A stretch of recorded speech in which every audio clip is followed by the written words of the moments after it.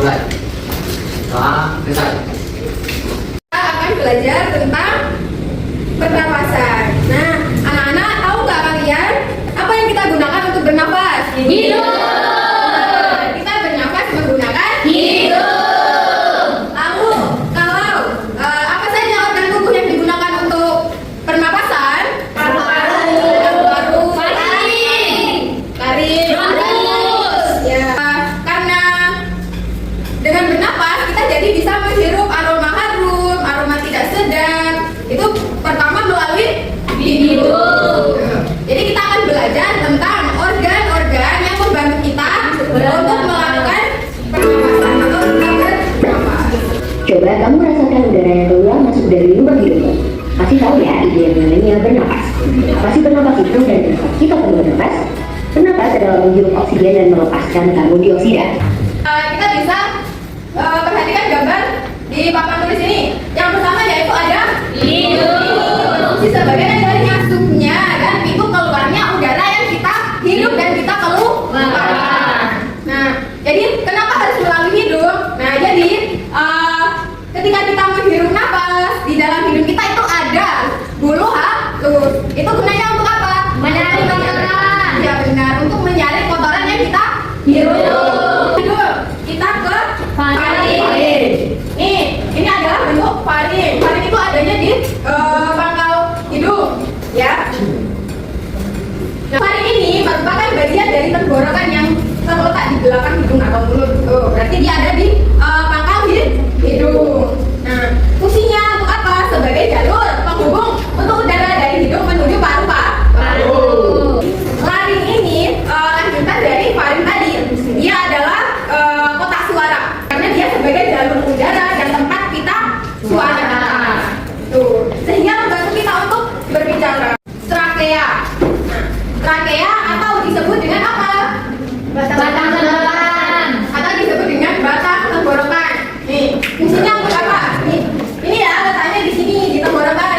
Nah, yang ini yang bisa kita pegang. Ini adalah trakea atau batang dari tenggorokan. Fungsinya sebagai jalur keluar dan masuknya udara yang kita hirup melalui hidung dan mulut menuju ke tenggorokan. Ya. Lalu kita menuju apa aja ya? Bronkus. Bronkus itu letaknya sudah ada di dalam masuk paru-paru. Sebelum paru-paru ya. Bronkus adalah cabang trakea. Nah, cabang tenggorokan. Namanya adalah Bronkiolus. maaf ya, ini salah tulis namanya Bronkiolus. bronkiolus bukan bronkiolus itu. Ibu salah ya, ibu minta maaf ya. Ya nggak apa-apa ibu. Namanya bronkiolus itu rambut kecil atau cabang-cabang dari bronkus. Bronkus tadi kan cabangnya. Nah, setelah melewati cabang ini kan cabangnya tadi.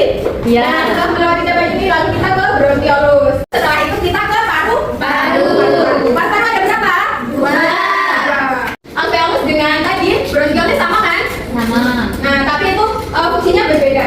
Nah, kalau bronkiolus itu cabangnya yang ini. Kalau alveolus itu kantung udaranya. Diafragma itu adalah apa? Otot. Ya, nih, ibu punya alat peraga. Nah, terus. Diafragma adalah otot yang terletak di bawah paru-paru. Fungsinya untuk apa? Fungsinya untuk membantu kita menghirup dan menghembuskan nafas. Nah, kita anggap ini balon yang ada di dalam dua balon yang di dalam ini adalah paru-paru. Dan ini adalah apa? Diafragma. Namun, ketika kita praktekkan kan ketika misalnya ibu tiup ya, ketika ibu tiup nanti ini kan akan mengembang. Nah, namun ketika seperti ini itu adalah ketika kita sedang menarik nafas. Tapi ketika dipraktekkan kita sedang meniup. Tapi aslinya dalam tubuh kita seperti ini adalah kita sedang tarik nafas. Kalau ibu hisap, nah itu adalah ketika kita menghembuskan nafas. Coba semuanya tarik nafas. Ya, tarik nafas.